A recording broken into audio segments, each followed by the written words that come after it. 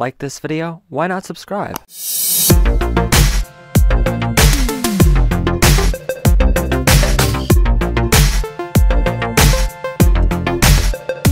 Welcome to Q&A Mondays here at MH News. I'm your host, Matt Haslam. Now, this is VFX week here on MH News, so you might notice we have an extra person on set today with us, and his name is Chris Krasnowski. He is the founder of Burning Earth Productions. His visual effects work includes Star Trek Begins, Star Trek Red Squad, and numerous video clips on his YouTube channel, which we will leave a link to in the description below, also on the blog post, and also right here on the screen as you're watching. He is a good friend of mine from back in high school. We used to eat lunch together all the time and went to the same college for different degrees in filmmaking. And now he's here on VFX Week, so please welcome studio Chris Krasnowski. So, it's no studio audience, but hey, all right. So today is Q&A Mondays. So a bunch of our viewers sent us a bunch of questions this past week, so thank you for all your questions. And if you want your question run on the show, go to mhnews.info and submit using our online form. So here's our first question of the day. Once I get it up here. First question comes from Kenneth Barker. Where do you get your inspiration? Everywhere. Things like The Real World to other CG artists. A lot of my biggest inspiration comes from the Star Trek community for the most part. Not necessarily the professional community, but the fan community too. Everybody in the fan Star Trek community there's a bunch of people that have done visual effects for them, like little fan films, and they inspire me a lot. There's a professional visual effects artist in Germany, Tobias Richter. He's a huge inspiration of mine. He's done a lot of work for the project Star Trek Axanar, which is coming out very, very soon, by the way. But a lot of my inspiration comes from visual effects artists like him, and from other sources like The Real World and whatnot. So, all right. Next question comes from James McMullen Jr. And I promise you this is a real question, no ifs, ands, or buts. I don't know why, but best way to color grade a white dog's fur, question mark. Okay, well, you have to do something in compositing called 32 bits per channel. You have to utilize a sort of, you have to utilize a certain color depth to really color grade it. And then what you do is you go through a bunch of brightness and contrast adjustments and curves. It's really not all that difficult, but it's just mostly just color correction using the correct amount of bit depth. So usually what I do is just because we just did this exact same thing with a white dog for our town Orisburg, and we just used the paint drop tool in Premiere and told it this is what white is, and it was pretty simple. But that's pretty much, you can do that in After Effects too. Yeah. So the process is pretty much the same. So, but there's a lot more to color correction than what there is. There is a lot more to it than that. I mean, we shot a lot, and it's just like the post work on it is just hours upon hours to get that one shot color right. Oh yeah, it gets up there. So next questions come from, this is a lot of questions from this one guy, so thank you for Rick Shawrock to answer like 6 questions here. Thank you so much. VFX or practical? What do you prefer? Honestly, I gotta go with practical because they... Really? Yeah. Even though you're VFX artists. let me explain why. If you go back to the original Star Wars movies, they had like a real sense of wonder, didn't they? Like a sense of magic, if that makes any sense. Like when the first time you saw that Star Destroyer coming down from the big screen, you get like, oh my god, that sort of feeling. In movies like Guardians of the Galaxy, that feeling is sort of diminished. You know what I mean? And CG has sort of done that over the past few years because it's been used so extensively in contrast to physical modeling. I think now we're actually reaching a point where it's not just visual effects anymore. It's a combination of visual effects and practical. And the new Star Wars movie that's coming out directed by J.J. Abrams is going to show that too. Great answer, by the way. Thank you. That's why we have him on the show. Next question, again from Rick. What was the easiest and hardest project you've ever worked on, and why? The easiest project I've ever had to work on was, it was one of my own, of course. The hardest project I've had to work on was, it was a trailer for a Star Trek fan film. The reason why it was so hard was because it was the time for the most part. My laptop had been I had been working from a laptop for the past several years, and it started slowing down on me, and I needed a new computer really bad. By the way, if you're ever gonna do visual effects, you need a really good computer to do any sort of work like that. If you're gonna do it, especially professionally. I have an ATI AMD build. If I can get the specs on that at a later date, if necessary. Yeah. So, I mean, if let's just suppose we had $1 million here, what would you prefer, Mac or PC? I would have to go with a PC, just because of the software. Okay. I'm currently learning some software that's compatible with both Windows and Mac in school, but for now, I would go with a PC. But either or really works. It all depends on, the artist's visual preferences and, what the business's visual preferences and whatnot. So, my partner and I both use Windows, so. See, a lot of people are very Mac oriented. They are, and it's understandable because Mac is more oriented for media production and whatnot. Yeah. But personally, PC is my personal preference. So that's good to hear because they're cheaper. So. Yeah, they are. All right. Next question again from Rick. What did you do first starting out in the industry? This goes back to like 2008. I actually saw this one guy. He has like a collection of over 200 YouTube videos on his channel, and he processed a bunch of them in he was pumping them out in a year's time. I was wondering how the heck was he doing all this? So I looked it up, and as it turns out, he was actually using a game. It's called Bridge Commander. It's an old 2000 video game. But what he actually did was he actually did the process of what's called modifying it, or modding it for short. He takes a bunch of ships that other people have created, puts them into the game, and then records the screen with them, and duking it out.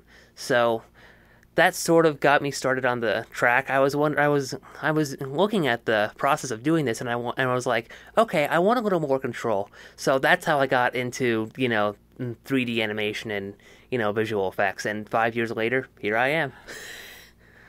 All right. We kind of answered the next question. Who's your mentor? I have a bunch of mentors, honestly, but my biggest mentor is my partner, Chris Cameron. He's the one that actually, really got me going. If this guy on YouTube, his name's Rifleman80, by the way. If Rifleman80 got me started, then Chris was the catalyst for propelling me forward. All right. This is a good question. Blue screen versus green screen. What do you prefer? I'd say green screen for the most part. If you have blue screen, you get color. You get problems with if someone's wearing a blue shirt on the blue screen.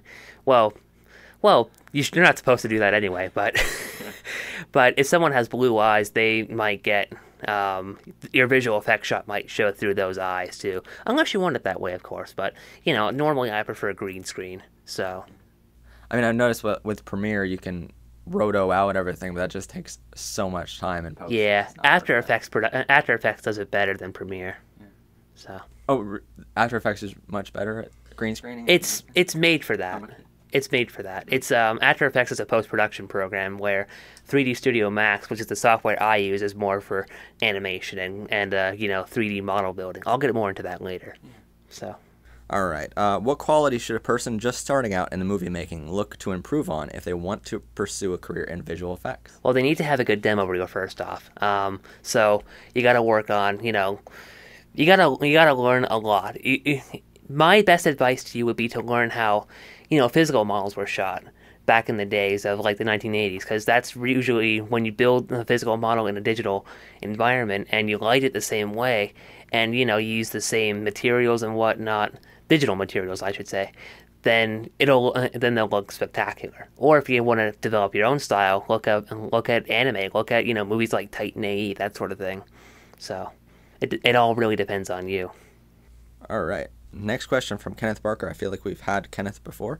So thank you for your question. How much free reign are you given when it comes to producing concepts/shots?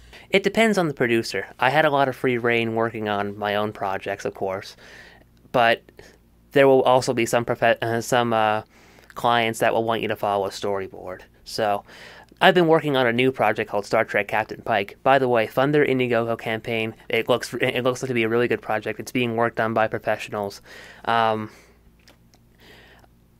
But the producer of that has given me a lot of free reign to work on the teaser trailer, which I'm currently producing now. So that's good that you're given free reign, though. Absolutely. Let's say that if he wants like an 8-second shot of this ship flying in from like this direction, if that makes any sense. I'm not sure if it will to the camera people or not, but anyway, let's say that he wants a shot like that. You can go all out. You can do either just a straight shot, or you can do it like with a little bit of a shaking camera, kind of like how Battlestar Galactica was filmed. The new series was done. It always amazes me in filmmaking where, when you're on set and getting all the shots, it's all about the steadiness of the shot, and you get all these $1,000 rigs to make sure you're steady shot, and then right away in post it's like, let's add some shaking to it, and I'm like, yeah. What was the point of getting the steady shot then, But anyway, that's just a pet peeve of mine. A really big pet peeve, because we spent a lot of money getting jibs and all that kind of. Oh yeah, well, actually, in the 2000 Battlestar Galactica reboot, they actually filmed it like a mockumentary or documentary type thing, where they actually, they wanted that shaking camera, and they wanted, all that sort of thing. It's a great production though. It works so well. Amazes me though. Jason Strong asks, which is more important for visual effects rendering, RAM or high-end graphics card? This is a really great question. Good question. Yes. It depends, really. For the most part, I would say RAM more than the video card.